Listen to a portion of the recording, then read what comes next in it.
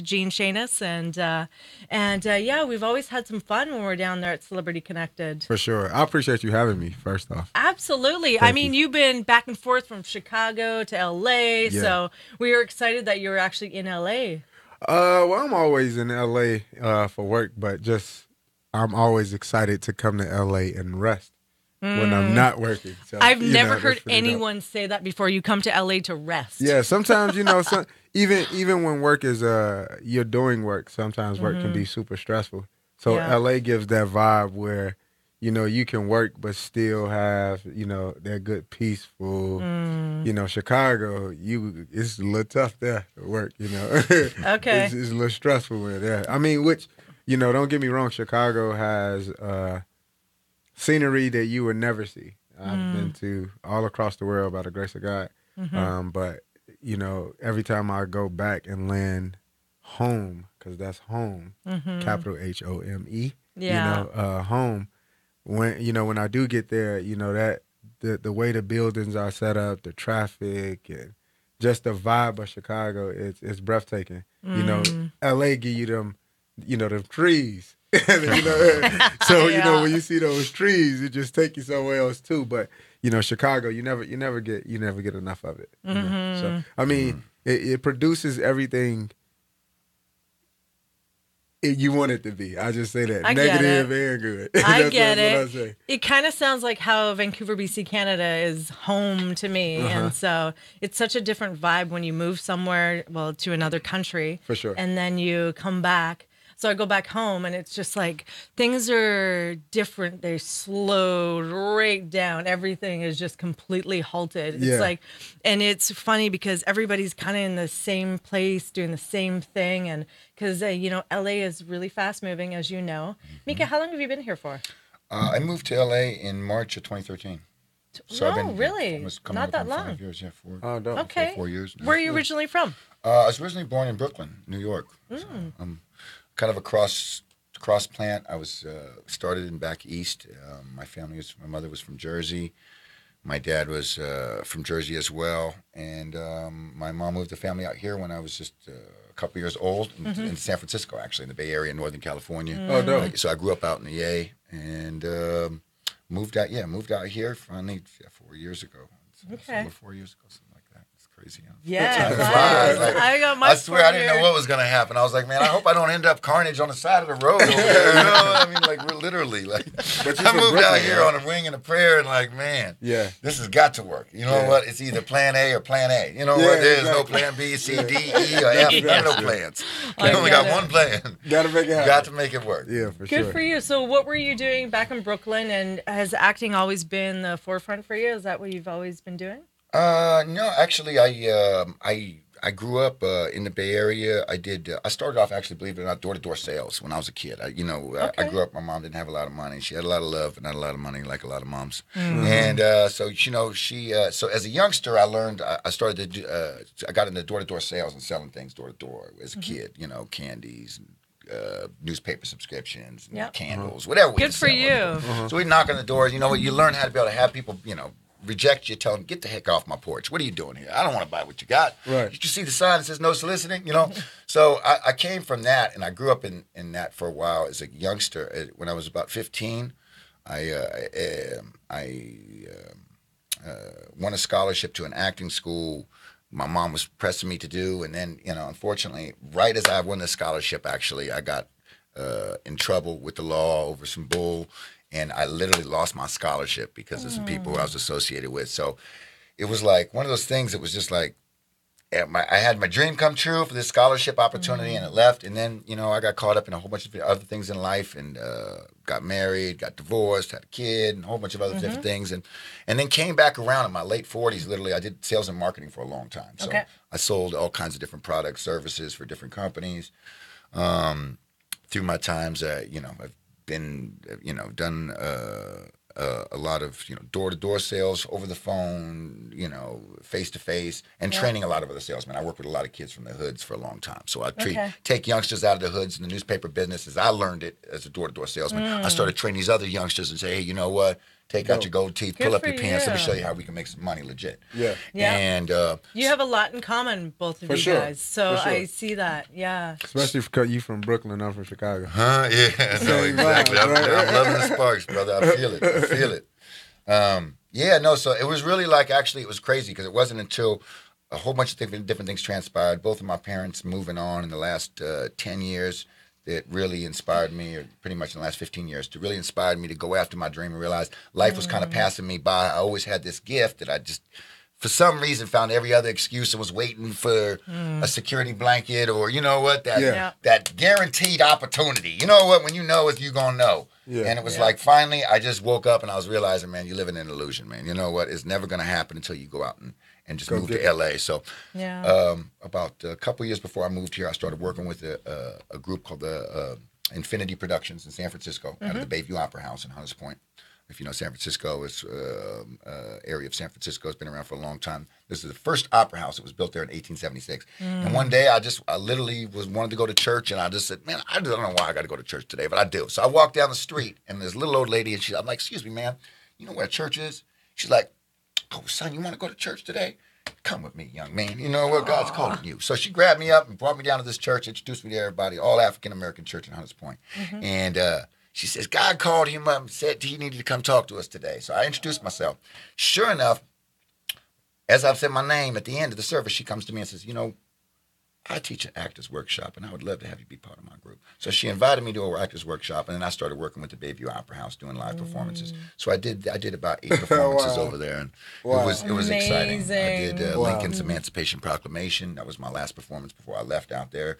With ACT, that was an amazing opportunity, and it's just crazy because that teacher ended up. She, bless her heart, she just passed on when I just finished off this movie, Mollywood. I was telling him about when we kicked off the movie. Literally, she passed. This lady was 86 years old, still teaching acting, been teaching for 50 years, okay, and just had the passion that was just refused to be denied. You cannot tell this little lady nothing. Swear. She was 80. I was like, man, this is the way I want to go. Right. Like, you know what? To have that kind of spirit, energy that's just relentless. You know, and it's crazy because the teacher, she ended up being my original teachers when I got in trouble at 16. She ended up the teacher who I ended up working under the tutelage under, named Diane Foster. She ended up being the teacher of Diane Foster's. So it was like one of those confirmations where, you know, the universe sends you someplace and you're like, oh yeah, man, if this is not the, I mean, if I need to get hit by a lightning bolt, you know what? I don't know what else it would take for me to see the light. You know, and so it was like one of those things like, boy, you got to move, man. So you got to thank goodness I moved out here, and it's just been, it's been an incredible journey, you know. Just staying in it and just growing with all other artists, growing with all the different energy as far as in people, and just kind of getting into the stream of things and the flow of your art. You know, it takes a little while out here to get into the waters and know how it works around here, because this place is a lot different than the way it is when you see it on screen. Oh yeah, outside. For sure. You know what I mean? It's very different. Oh yeah, for sure. A whole it's new super ball whole game nother out world. here. So how did you pull yourself out of, you know, what you were doing, coming to this different place, starting a new life, a new career, getting on your path? How did you get on your path? So was it, you know, you obviously sound like you have God in your life. So that was a big thing for you there. I do have to me, I've always been grounded definitely in the spiritual world in a very uniting sense. You know, to me, I've always felt like I've always been guided by something that was beyond me, you know what, in that realm. And I think, you know, everybody has a different way of calling God. Other people have different ways of calling the divine, the source, the universe. You know what, whichever way, you know what, you can find the connection and the unity, I think, of all of us. And to me, I felt compelled to do something which is very different than what I do today. Because, I mean, today, most of my roles I play are very villainous characters. Me, I really wanted to come out here to do movies that really changed lives and woke people up. Now, I'm starting to meld those two together and now working on music and stuff. But it's like one of those things where, you know, it's like, you know, you've been given a gift, like we were talking about earlier. When you've been blessed with a gift, or, you know what, and you don't live in that gift, and you don't work in that gift, and you're working in something else, you know it. You're unhappy. You're not fulfilled. You might make money. You might be driving a 5 Series, you know, a 7 Series car. You might have a nice, you know, a lot of nice trappings around you, but you're not going to be ultimately satisfied until you do that thing that's in you. And to me, I was scared, you know, scared to live my life uselessly and not be like, you never found it. You know what? All these signals and all these people told you, and you know what? And it got to the point for me where the universe surrounded me. Everywhere I went, people were like, man, you an actor? I'd order a mocha, and they'd be like, man, your voice, you know, you remind me of that Morgan Freeman and that one. And I'm like, you know, or I'd be having a drink at the bar, and they'd be like, you know who you remind me of? Hold on. You, you know, you look like one of the bad guys from the movie. You know what I mean? The drunk guy just come over to you like, you know what I mean? There's a reason why these people are coming up to you to talk to you. So finally, I just submitted, and literally what I call it is surrendering. It's surrendering to your purpose. You know what I mean? And you can't take it. You have to surrender to it and let it take over you. Yeah, for sure. You know, and to me, it's been all out, just like put everything on the table. You know, I haven't gotten a job. I've totally kind of, as far as in any other opportunity, really, I focused on this and said, you know what, I'm going to make this my all, because this is going to be my thing, that I'll open up the doors to all the things I've wanted to do. Yeah. And I'm a late bloomer. I launched my career at 40 years old. If I could do it, anybody can do it. Yeah, for sure.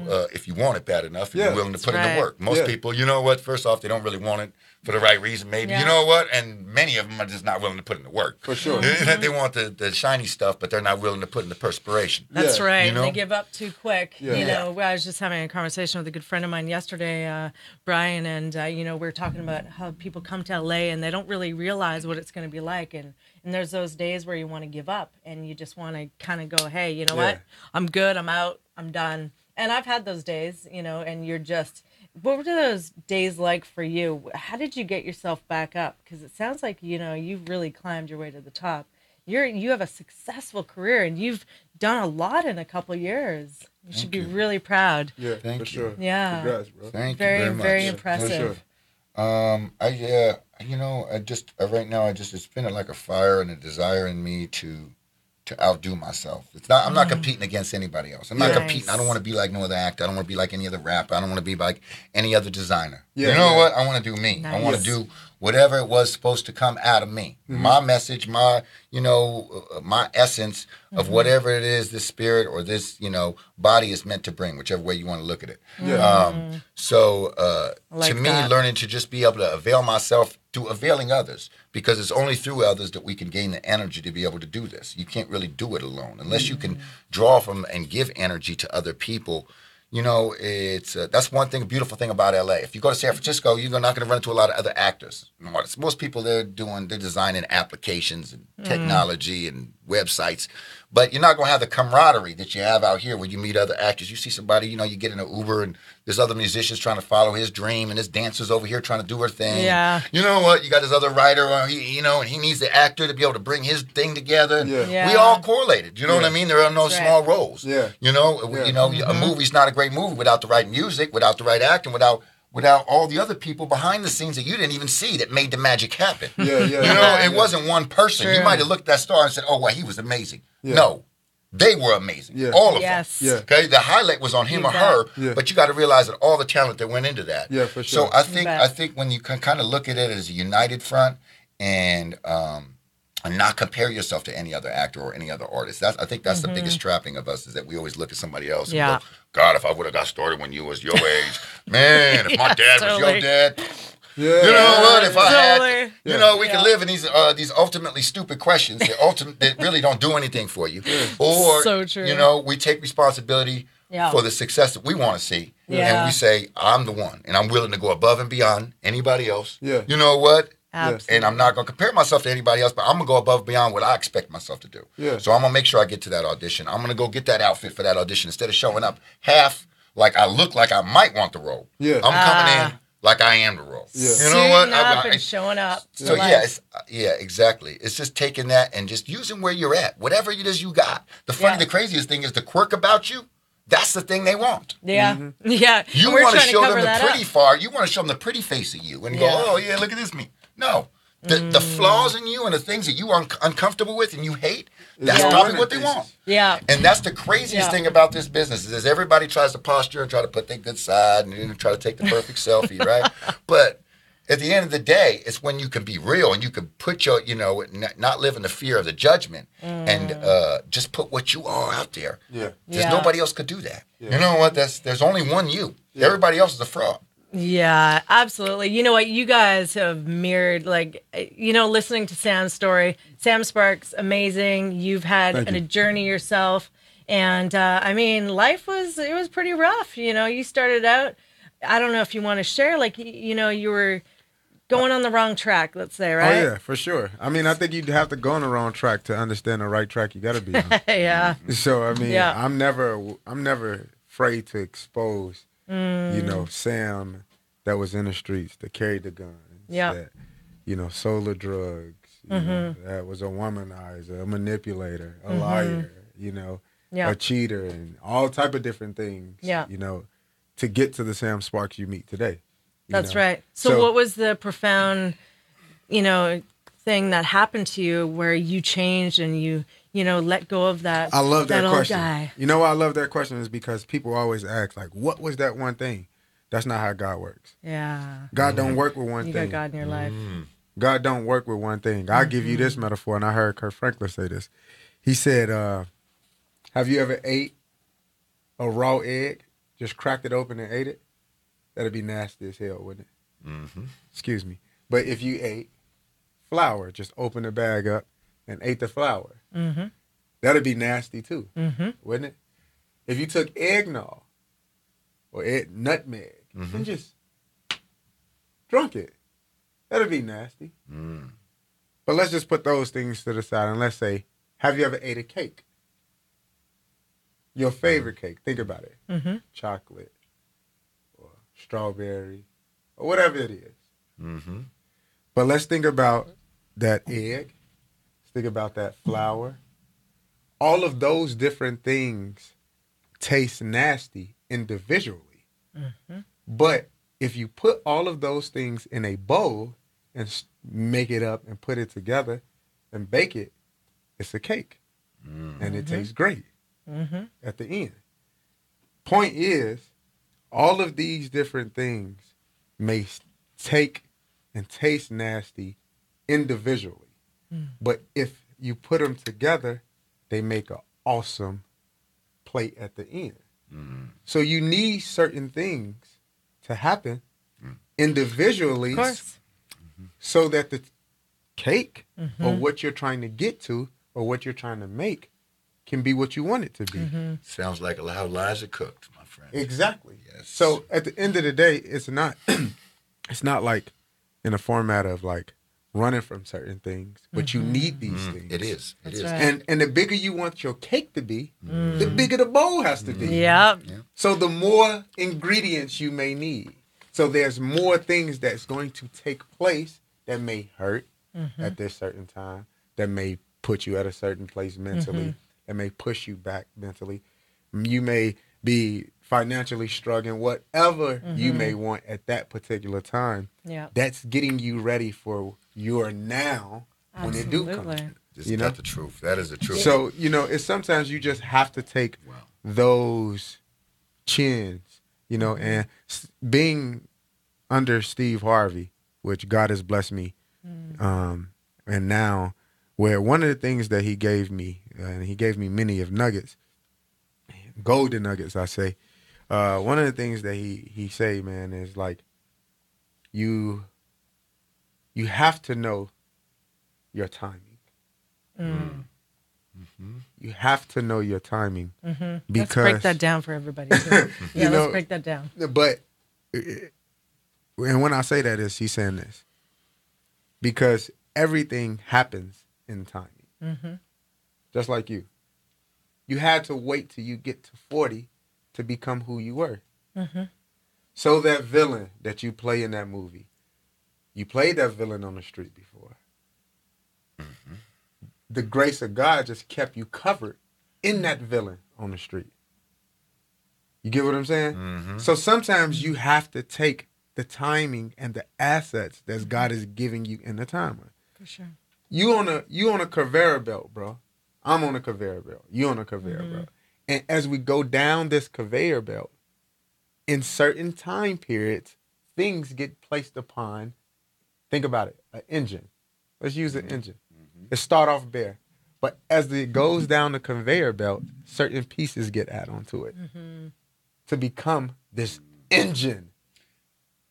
It's very You get what I'm saying? I love it. So in that timing, you have to be able to be patient to get the certain pieces. Patience Well, is the so- key Because if you word. get to the end of it and you don't have that piece, now Yeah. that engine don't even run like it's supposed to. you got to go back. You got to and go but all the way back. and you can't repeat. You can't repeat that cycle of And life. sometimes God don't bless you to repeat. Yes, that's right.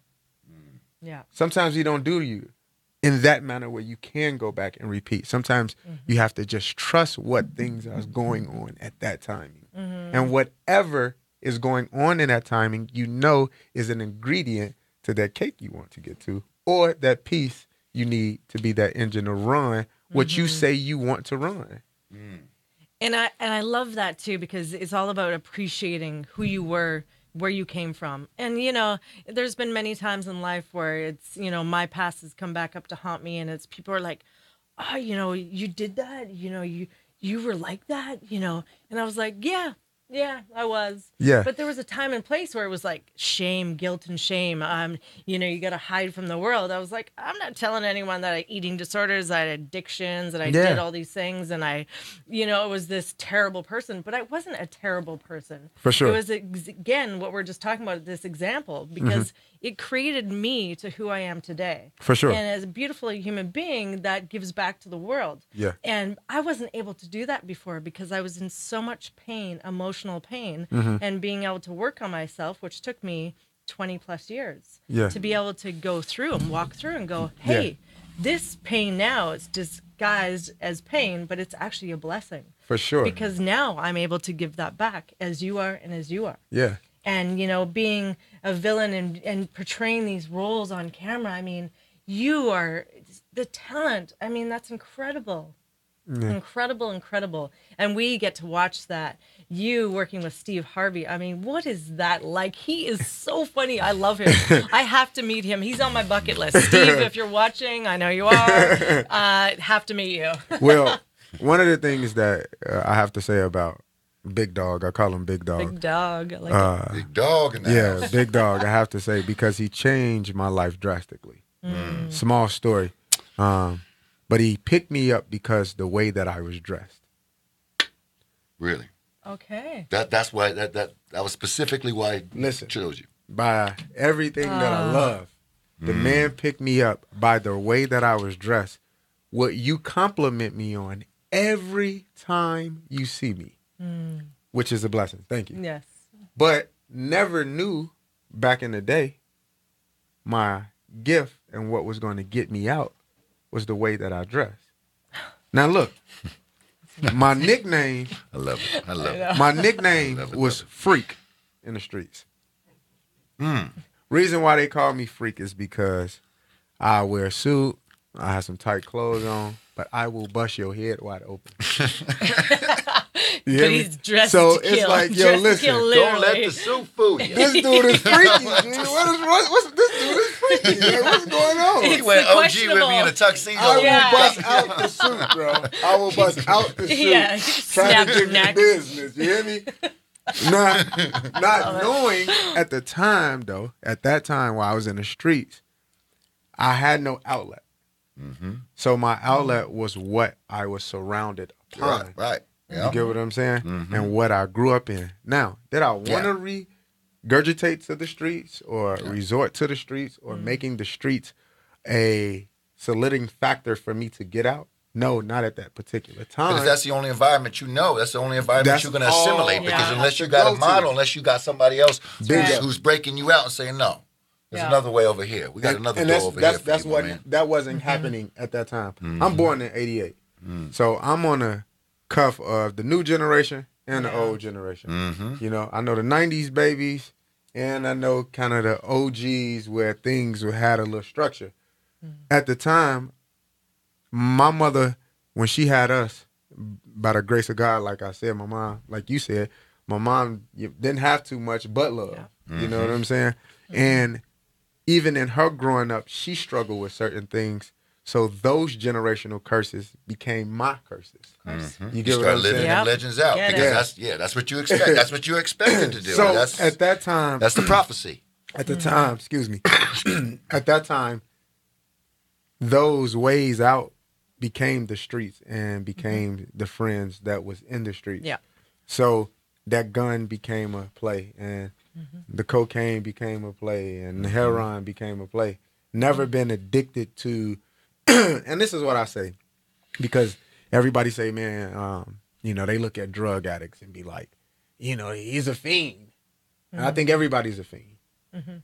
Because even though I wasn't the fiend behind smoking the crack or smoking the heroin, I was the fiend of the money. Of course, you're So on the other end of it. I was willing to be a party played in hurting someone else's life or deteriorating someone else's mind, body, soul with a certain thing that I offered. Yeah. Or Get I it. made myself a willing giving, hey, I got this for you. Yeah. At that time, I didn't understand it. Now at 28, I do. Yeah. But I needed to understand that. I needed to go through that and become that person and be that person so that I can be structured to this guy I am today. You get what I'm saying? And don't get me wrong. The good thing about it, like I said, even when I was in the streets, I wore suits. I did all those things, but I didn't know I was pretending at the time. I get it. I was pretending to be everybody else. But my suit is the one that kind of kept me. Yeah. Because every time I put on that suit, I felt different. I wanted to be different. I wanted to speak different. Every time someone It's saw amazing me. It was how your our armor. clothes, they change the way you move, they Man, change the way you talk, not they even change to your skip to demeanor, this. they change Not so to even much. to skip to this, but I'll say this. This is my motto. Appearance change the predisposed mindset. And when I say that, this is why I say this. It's because it doesn't matter if you have a high school diploma, college degree. You can have 14 felonies. 6 of them can be murders. If you walk in a room and you're clean from head to toe, nobody cannot put you in any category other than when you open your mouth. After you open your mouth, they're going to say, hey, he's a guy in a suit that's intelligent, that handles his business, and he's about something. We're just going to say, he's just a guy in a suit. That is good. I like that. That's very good. It's no, it's very, very, very But It's true. so honestly, true. Yes. And once you understand your appearance, and this is what, going back into my story, when Harv said to me, because this is how it happened, Harv's, Where did you meet him? Where did 3 you... different occasions. Okay. 3 different occasions. Really? I didn't meet Within him. what time frame? I didn't meet him 3 different. Yeah, I met him 3 different occasions, but they was 3 months, 6 months, then a year. Okay. The last year is when he picked me up. Okay. So the first time I went on his show, and I was on 100 black men. 100 black men, successful black men, young black men. Because the way I was dressed, they put me right in the front row. Nice. This the producers. It's not even Harv yet.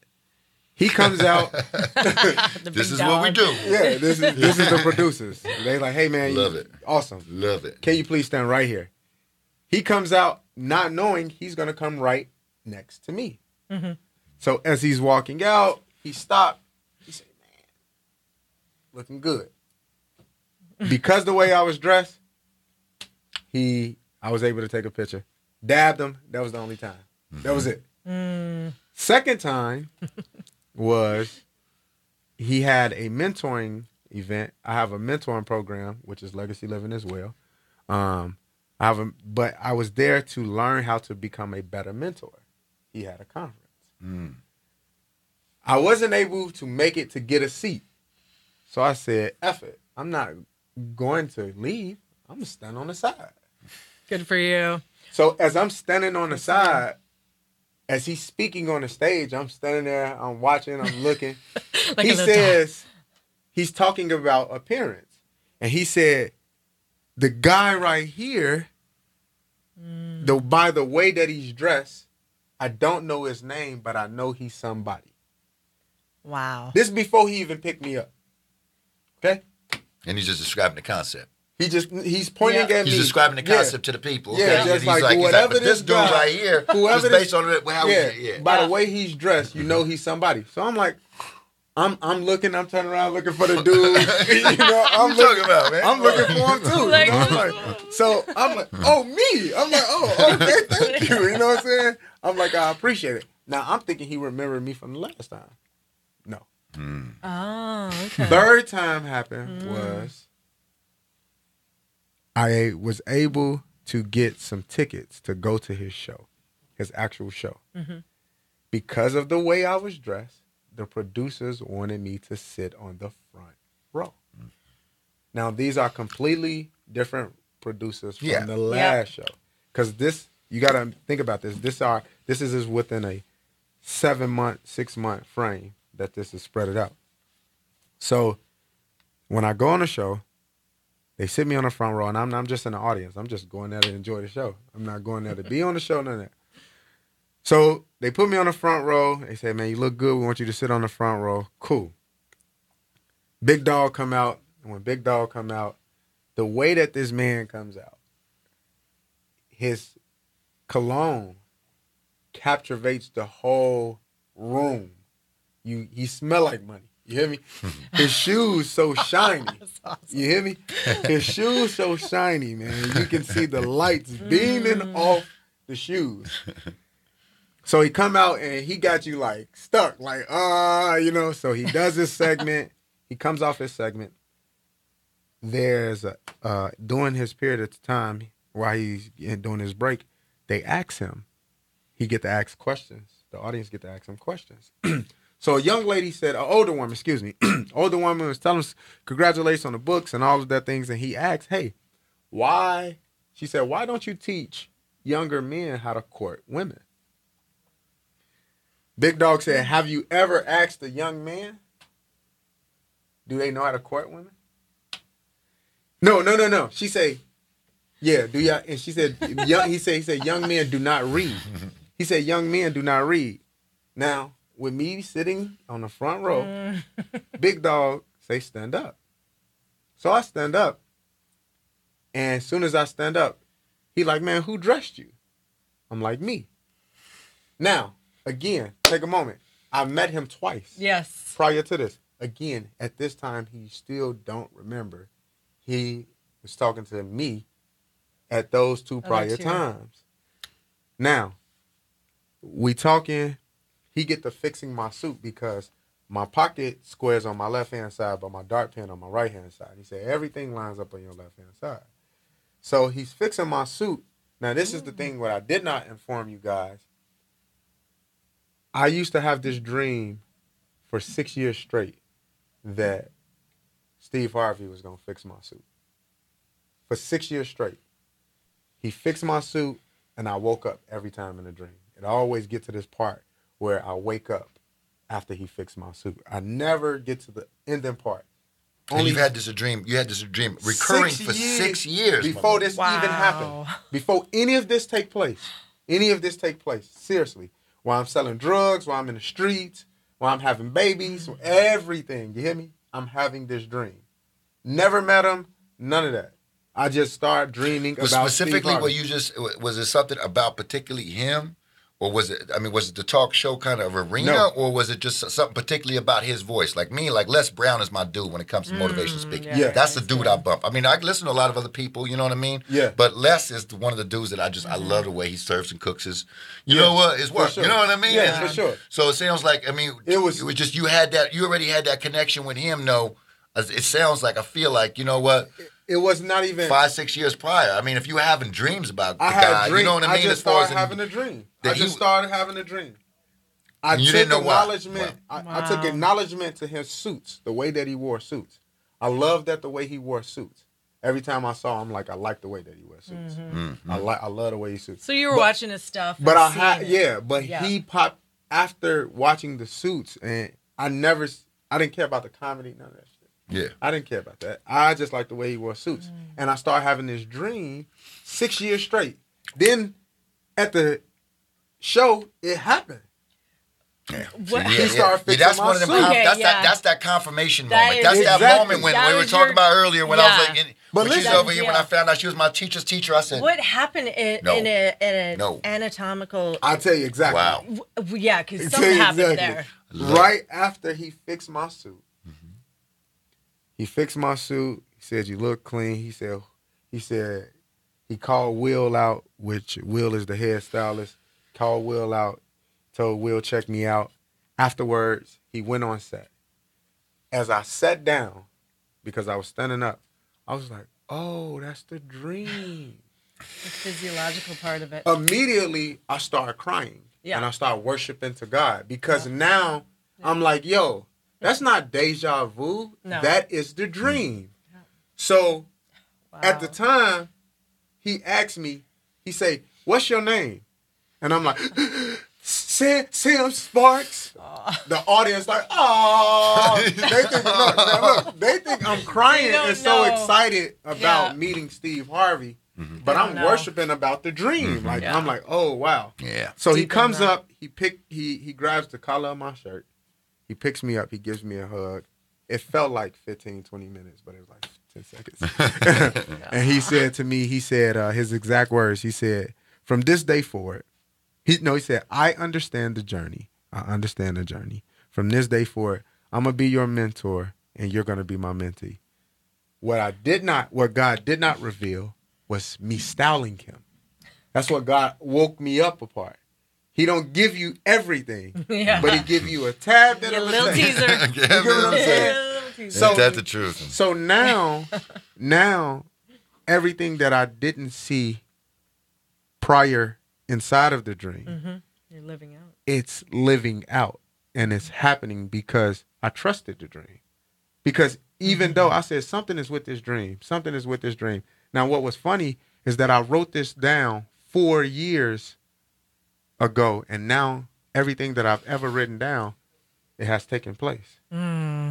Well, when we write things down too, we give it power and give it life as well. You give it And life. I love this story, love man. that. You gotta let We it need out. to celebrate. We got Buzz Pops. Oh, yeah, on where's ice. Buzz Pops? I like. I I'm got loving the it, man. Buzz I love it. Yeah, let's bust I the got the bar Buzz open Pop. here. Yeah. Buzz Pop cocktails, you guys can find them online. Joseph Isaacs, thanks for sending Oh, those wait, out wait, today. wait, you want- Tell us what flavors What we got. What got? do we What do we have? We have I have mango. Michael, what you And, got? I got what did you say here? So you got tea. I Moscow. can't see Moscow Mule. Moscow Mule. Okay, that one looks good. Buzz Pop And cocktails. I Buzz think this was Pop on. Let's dust cocktail. off the. Ooh, So I don't know. Caribbean rum. All right, so yeah, these are amazing. So the adult, tasty beverage. We had these at Celebrity Connected Gifting Suites. Phenomenal. I did taste it. It's pretty They're dope. also Brian's enjoying that. How is it, Brian?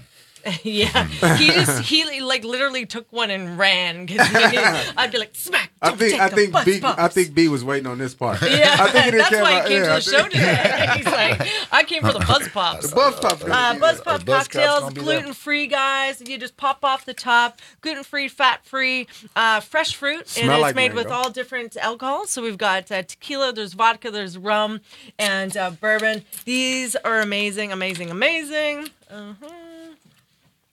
We didn't even practice how we were going to eat them, so No, we hopefully didn't. that came out good. This is actually good. This is Nice. decent. This is Right? actually Yeah, that's good. pretty decent. And they're amazing because it's not like a super powerful blast of alcohol. Yeah. It's tasty. It's got a little bit, it's a sorbet, so it's got a little bit of a tang, a little bit of a, And I'm not a drinker either, so yeah. So it's pretty decent. these are nice to have like a party and stuff like that. We're going to be doing a charity event December 2nd, and we're going to have Buzz Pops. Oh, dope. Buzz Pop cocktails there. Hopefully I think you guys are going to come to our event. We're going Yeah. to be doing it for St. Jude's Hospital, For as well sure. as children with cancer. So, we want to always give back in life. And so comes back to our experiences that we've had in life, living the hard life on the streets, Yeah. being with the wrong people, making some poor decisions, but poor decisions that turned out to be blessings in Awesome. the end. So yeah, it's amazing that we all got to be here today to share our stories. So what do you guys think? You like them? Absolutely. Great. Great. Amazing. It's pretty dope. Should we share Big with thank the you, girls? Buzz Pops. Yeah, thanks, Buzz Cocktails. Pops. Yeah, some more here. Great product. They're nice. Yeah, So so it's check pretty it out. A nice www. light way to enjoy a little alcohol during the day without getting drunk. And they have to come. They have to come sell these at the barbershop at Legacy Oh yeah, Living tell us Barbershop. about your barbershop. Oh yeah, so we just started a barbershop called Legacy Living Barbershop. Well, I have a brand called Legacy Living LLC, which is a brand where we teaches entrepreneurship, how to get in your gift, knowing who you are, structuring your life. It's a platform brand. Our motto is a lifestyle brand teaching a lifestyle living, and we're creating many of entities that goes up under the umbrella of Legacy Living.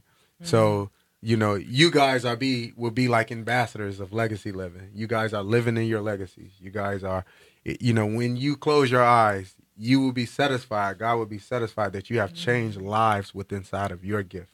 And that's what, we're creating a platform. We're a platform brand. Love it. So the barbershop is another platform where we have young guys and young women that is in their gift of, styling hair and being a barber in hair and makeup.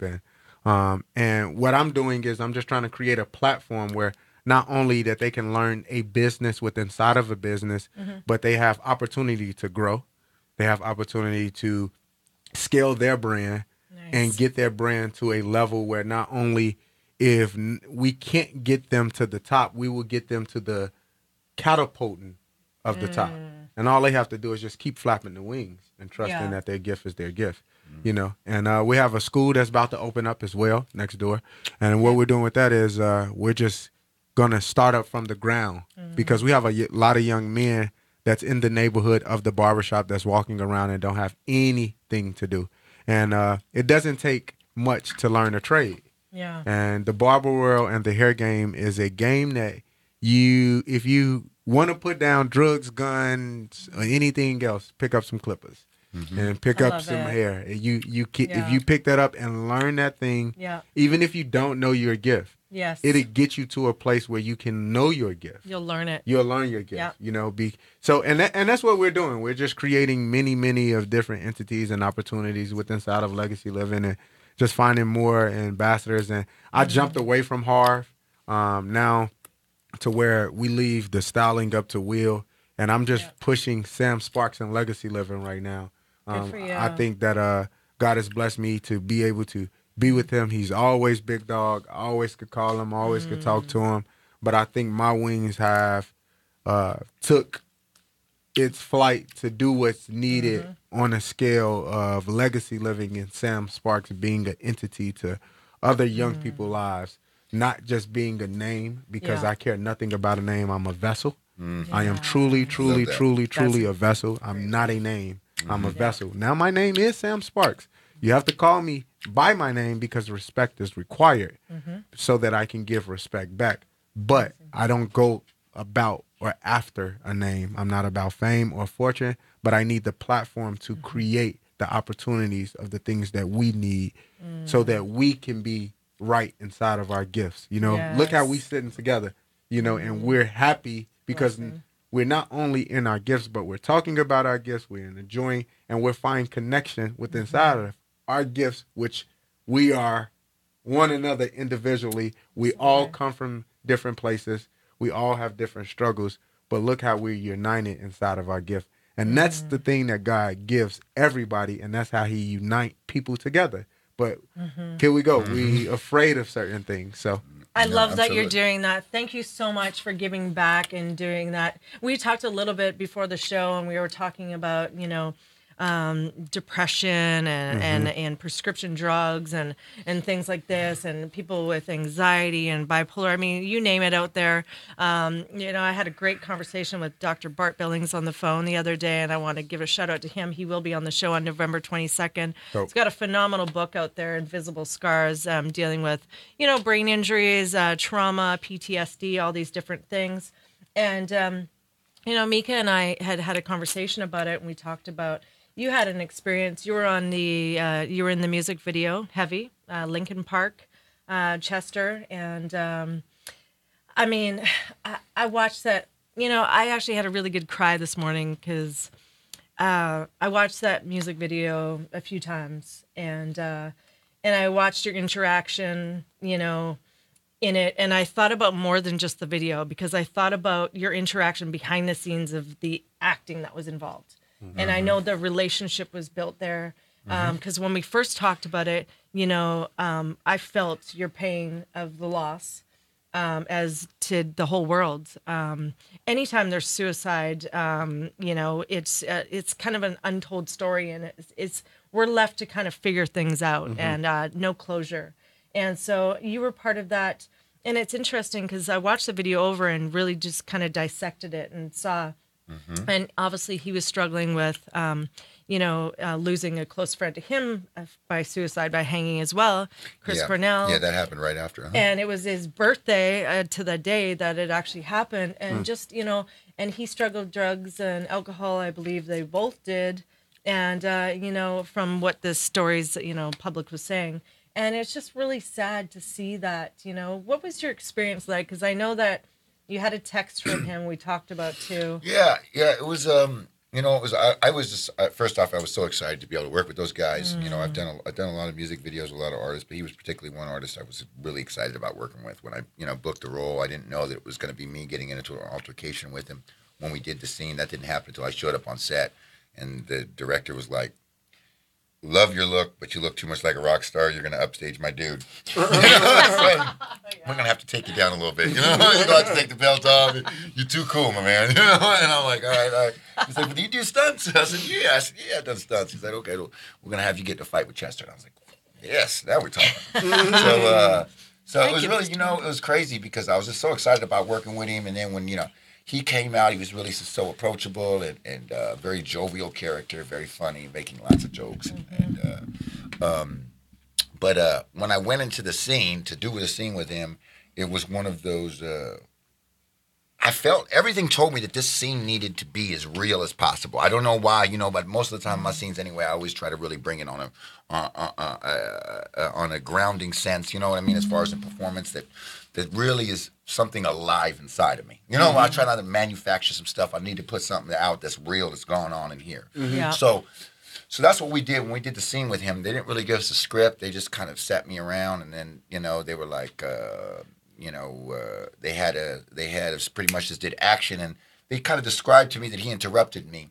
But meanwhile, I did all this ad lib, and I really hit him with a bunch of different things actually when I ad lib, because I didn't know that everything was going to play out the way it was going to play out. So I didn't know that, that this whole thing, when I went in there, I was really trying to rile him up and get a incredible performance out of him. So when I came out to him, like I think one of the times I did a ad lib, and I was like, "Man, you need to look at yourself. You need to look in the mirror and ask yourself a better question, dog." And he just froze up. It was like, the director was like, "Cut." And he was like, "Dude, I didn't even know what to say when you just did this." He's like, "You got me, you stumped me. You just totally stumped me with that ad lib, dude." But anyway, I was letting him have it. I'm like, "Man, it's all about you, Chester, huh? Look at you. And you know what? You're coming 15 minutes late all the time. And, can't you see all of us are trying to recover? It ain't about you, man." And I mean, I dug into him. Yeah. Every take, literally, and they were like, "Damn, this dude is like, man, he's on some method type of stuff. Man, He's dude, serious. man, don't mess with him." So, after we shot, I went outside to smoke a cigarette, and he chased me outside and says, "Thank you, yeah, thank you, man." He's like, "You a friend of Bill's too?" And I was like, "Yeah, me and Bill, we go way back." And so we start talking, and he opened up to me and started telling me about his life and his excitement about his family and his wife and his kids and the music and this album. And we started talking, and I told him I wanted to always, I want to do music. I was like, "Look, brother, I've been doing this acting thing, but, my dream, part of what I want to do is I want to be like you. I want to ignite their minds. I want to ignite their spirits. I want to, I want to drive them." And he's like, "Man, I'll give you my number, man. You know what?" And actually, no, what happened was later on, I waited, and we talked, and then outside, I saw my coffee. I said, "Mika, go get his number." I said, "What's the matter with you? You stupid?" I said, "Man," I came back. I go, "Hey, man." I go, "You mind? I want to get in the studio." I said, "You know what? I'd love to exchange." He said, "Man, I'll give you my number. Call me." So he gave me his number, and we started texting back and forth, and it was just like, it was unreal, because I texted him a couple of short films that I did, and we're talking about collaborating on some music stuff, and then he texted me his last text, and it was I asked him when he was going to come back from tour, and he said mid-June, July, and then he sent me 3 emoticons that were in there, and of a rainbow, a clown, and a guns to the clown's head, and I didn't know how to take it. When I saw it, I was like. And then I was like, nah, man, he must be like, you know, I mean, listen to dude's songs. You know what I mean? Like, you know, he's got that funny sense of humor. And I had just sent him a short film called Cuckold Picasso, where I actually killed the viewer. So I didn't know if he was referring to that short film, the link I had just sent him. So I said, ha ha, funny. And I never got a response back. You know what? And then I texted him again about a week and a half later. Another couple weeks later. I texted him 8 times after that. And I never got a text back from him. And so the last text I really got from him were those 3 emoticons. And so, I mean, to me, I know in my heart today, you know what? I mean, people can say what they want to say and piss people off. I'm sorry.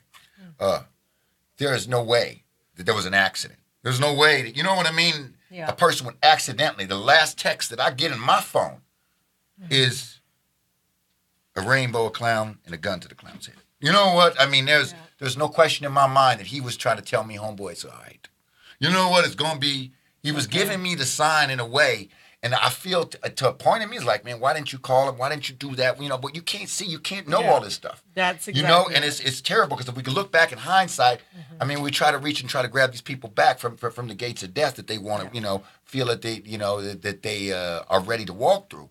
But, you know, it was terrible. A week after he took his life, another older friend of mine who I'd known for many years and I had fallout with and came back and, forgave homeboy. You know what? And he went and hung himself. You know what? It was like, bam, bam, you know? And, but I think sometimes, you know, in life, you know, I mean, somebody like him who had such a large spirit and had so much to give and obviously was as successful as anybody could ever be in the music industry, 60 million records later. Yeah. You know what? You was a star. You was a superstar in every way, you know? And, you know, it still irks me that I couldn't, maybe that message, if I would have known that it would have turned out that way, that 2 months later. And that was literally, that message was before Chris took his life, before Chris Cornell took his life. You know what, that message? Yeah. So something was already digging in him. And plus, when we did that performance, in fact, the way he came out and thanked me, it was like, now that I see it in hindsight, I could see that almost, I felt like in some way this was the way that he decided a while ago that he was going to leave us. Yeah. But you know, but I bless him, you know, because I listen to his music now and I appreciate the fact that, you know, his music and the way he left was part of his legacy. You know what? You can't argue with that. As much as we want to say he should have stayed, I wish he could have given us another album. I wish he could have been a father to the kids. I wish he could have been with his wife and his family and his mom. As much as you want to say that man fulfilled his dream. You know what? Did his legacy. You know what? Left us with a body of work nobody can ever argue with at all. Yeah. And, so, you know, you can't tell somebody when it's time to go. And that was his exclamation mark to the world, I think. You know what, at the end of the day, that's what I've kind of learned as much as it's churned me. And it's so hard letting people go. I'm sorry, I didn't mean to interrupt. Thank you for sharing that story, Mika. We've got about 5 minutes left, just so you guys know, too. And, you know, thank you for sharing that. And that is my whole point of, you know, this energy of what we share to the world. Not everybody's going to be able to accept that. Not everyone's going to be able to want to stay here and be on this planet. I lost a friend as well, like I told you guys a few months ago. She hung herself, and you don't know. And unfortunately, my last experience was, you know, a bit of a disagreement. And so, you know, it's like being left with those things. You can't change the course of that because that's their path. But what we're doing, leaving the legacy, building a legacy, and creating a position for these guys to go in the barbershop, creating, you know, somebody else's dream and hopes, hey, I can be an actor like Mika. You know, all these things that we're doing and providing these platforms and giving them back hope. So we're not going to save the world, and, you know, but we can always give our motivation and our inspiration and leave that mark on this planet. That's what you guys are doing, absolutely, by far. And, you know, leaving Big Dog, you know, and going branching out, you know, just flying and going, soaring. Your story is very, very beautiful. Yeah, it's very beautiful because the thing is that what I see in you and what I feel about you is that, like, you trying to create really a conduit for other people. You know what I mean? Yeah, it's one thing. We all want our name to shine. We all want to get our, you know what I mean, our time in the sun. Yeah. But at the end of the day, ain't nothing better than watching somebody else win the race too. For sure. To be a part of somebody else's run. For to sure. be able to take that person off the porch and take them out the streets and take them out the hoods. Yeah. You know, and say, look, man, there's another option for you. You know Yeah. what? This ain't the only way to go. Yeah, for sure. You know, these are the only ways that you can get rich, though. Yeah. You know, because a lot of people, that's how they feel. There's Yeah. only, you know what? They can Yeah. only do that. This Yeah. way I get rich. So I applaud you, and I applaud Yeah. your I heart appreciate and, that, and that bro. spirit and, Blessings, and the man. love that, you Thank know you, what, bro. has built you, Much you know respect. what, Yes, sir. that you're Appreciate it. resharing with the Thank world, you, man. brother. I And that's appreciate the it. thing too. All the money in the world, you can have all that. You can have the cars, the life, all that. You know, the shiny, the glitz, and the glam. But at the end of the day, it's all about what we have inside and who we are.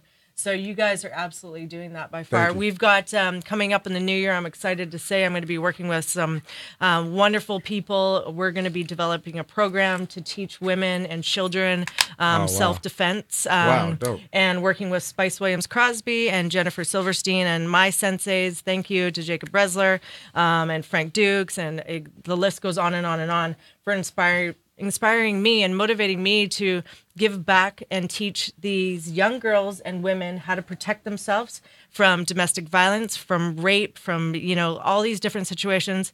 And we're going to fight for our life and teach them how to fight for their life to save their lives. So That's that's awesome. something that we're going to be putting on. We're really excited about That's it. I'd awesome. love to have you guys be part of it. For sure. So that, you know, we can share it with, you know, siblings, friends, family, and these beautiful women here. Thank you for joining us today.